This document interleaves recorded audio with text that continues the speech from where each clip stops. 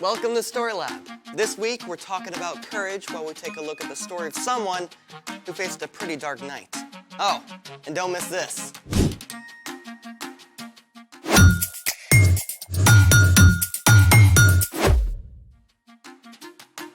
Hey, I'm Amaya. And I'm Zeke. And we're talking about courage. That's being brave enough to do what you should do, even when you're afraid. Even when something unexpected happens.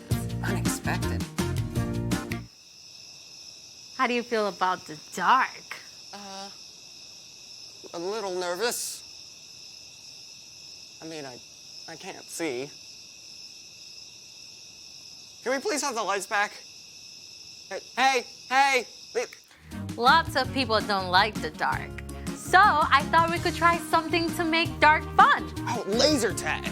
Pew, pew, pew, pew, pew. Or something kids can try at home. Flashlight tag?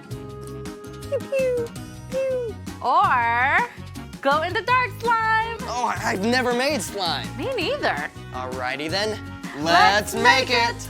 Okay, what do we use for this experiment? All right. So we have clear school glue, water, baking soda, and glow powder. First, we put in the glue.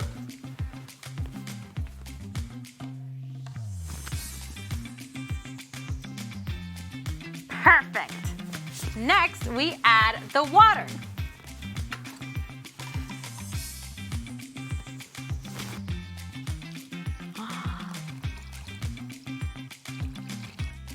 Yes. Next, baking soda.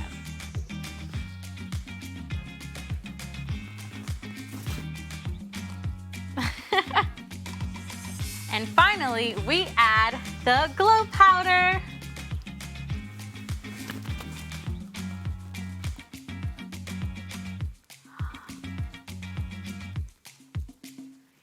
So pretty. And now we stir. And make sure you stir really good.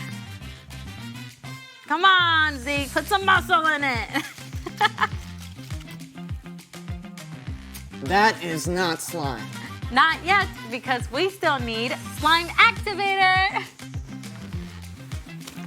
Saline, my mom uses that to clean her contact lenses. It contains borate ions. Glue is made of long chains of molecules called polymers that slide easily past each other. When borate ions are added, they cross-link the protein molecules in the glue so they can no longer slide easily past each other. So borate ions glue the glue? Pretty much. Cool. Let's see what happens. Slime activate. All right, I'll pour it, you stir. Oh, I can already feel it hardening. So disgusting and weirdly satisfying. I know, right? Get the lights. Whoa. Look at it glow. That is so cool. Oh, I want some. it's all slimy. Oh. So cool. Oh, it's everywhere. Snot in my hands. Oh. You're getting all of it. No. Woo! Ah! Okay, the dark can be pretty fun. Yes, unless you are joined in the dark by extra big, hungry cats. Is that a spoiler? Yes, it's time for... The story before the story. Today, we're in book 27 of the Old Testament, Daniel. God had promised to bless the whole world through Abraham's family, the Israelites. God delivered them from slavery and led them to freedom in the land of Canaan. God gave the Israelites kings to lead them, but while some kings like David listened to God, many of the kings ignored God. These kings even led the people to worship false gods. And at last, God allowed the Israelites to be conquered by foreign nations. Yeah, some of the Israelites were even marched off as captives to Babylon. But one of these captives, a man named Daniel, still loved God and prayed to God every day. And Daniel is a hero of today's story. Let's go! Daniel was taken to Babylon as a young man, but even as a captive, he still stood up for the one true God. We won't make ourselves unclean by eating the king's food. Test us for 10 days. Give us only vegetables to eat. God blessed Daniel and made him strong and wise. That wisdom and courage gained Daniel a lot of respect, and he actually served as an advisor to several foreign kings over his lifetime. One of them was King Darius, who conquered Babylon. Now, when King Darius took charge, he placed 120 officials over the whole kingdom and put 3 governors over them. One of these 3 men was Daniel. Daniel was so trustworthy and did such a good job that Darius actually made plans to put Daniel in charge of the other 2 governors. So when these other 2 rulers found out about the plan, they were pretty angry. They decided to find something wrong with Daniel they could tell the king about. But even though they spied on Daniel, they couldn't find a thing he'd done wrong. Not one single lie! But Daniel does have this thing about praying to his God. 3 times a day like clockwork. The jealous governors and officials perfected a sneaky plan and took it to King Darius. King Darius, may you live forever. You're so incredibly amazing. We think you should make a special command. What is it? For the next 30 days, no one in the whole kingdom can pray to anyone but you. I like it. And if they pray to someone else, they get thrown into a lion's den. Where do I sign? Oh, well, King Darius was so flattered that he gave orders for the law to be written down, and he signed it at once. And you have to know this. Once a law of the Medes and Persians was written down, it could not be changed, even by the king himself. When Daniel found out about the law, it would have been easy enough to change his routine and stop going home to pray every day. But Daniel's love for God was greater than his fear of lions. The next morning, as every morning, Daniel knelt in his room and prayed to God. Thank you that you are always with me, God. Help me honor you in everything I do. Daniel went to his room to pray again at noon and in the evening, even though he probably knew the other officials were watching him. And sure enough, they were delighted to find Daniel disobeying the king's law. Oh, they rushed after the king as fast as they could. King Darius, didn't you sign an order that for 30 days no one can pray to anyone but you?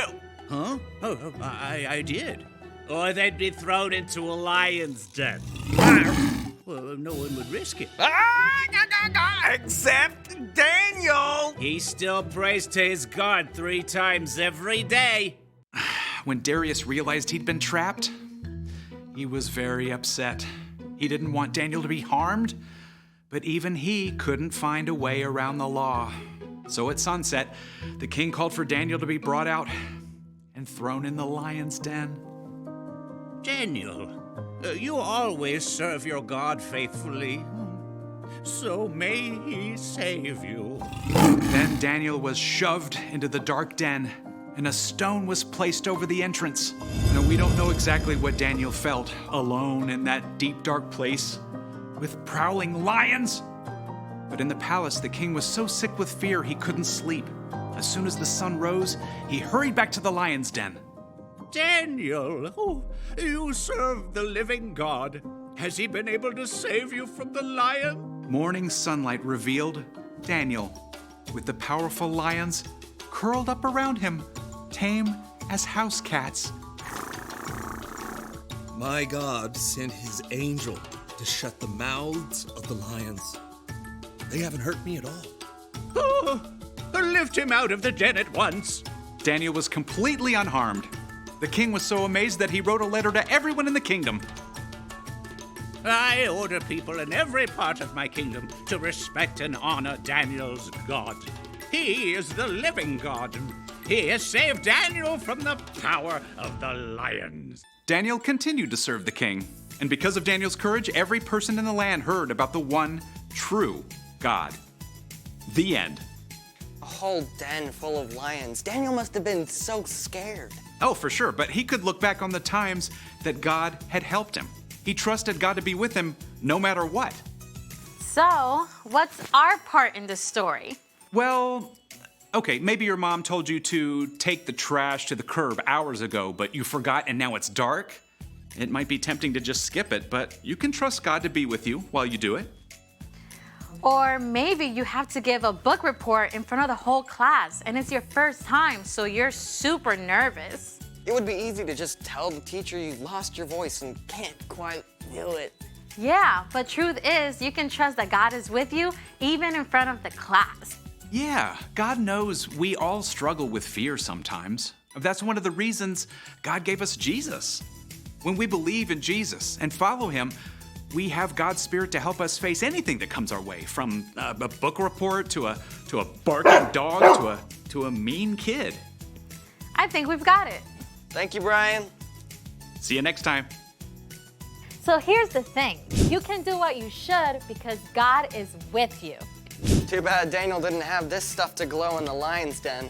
Yeah, I don't think you can ever get that out of big cat fur. I don't think I'm ever gonna get it off my hands. Thanks for joining us in the Story Lab. See you next time.